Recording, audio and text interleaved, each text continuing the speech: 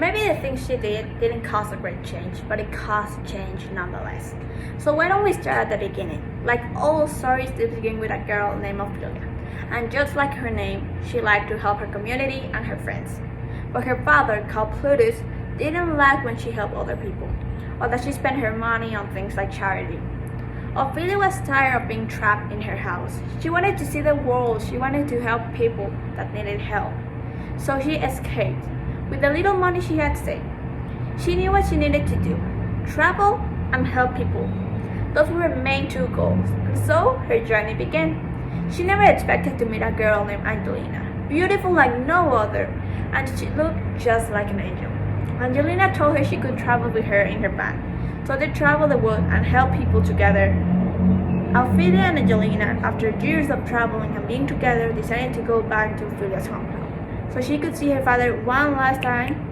And when Pluto saw her, he told her that nothing she did mattered, that the world was the same as the year she left. And she thought maybe the things she didn't cause a great change, but it caused change nonetheless, because she remembered the faces of the people she helped and how little things could change their lives forever.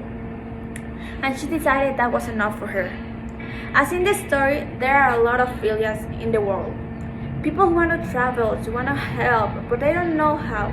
I was one of these people, but I decided I couldn't stay in bed and complain all day.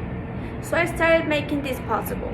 I saw what I'd like to do and said with a little research that I could find a way to travel the world and help people. And obviously there are some companies and volunteer groups, but none of these were on my liking. Some were a little bit pricey, some were really sketchy. And so my journey began. I couldn't be stopped by the Plutus of my world.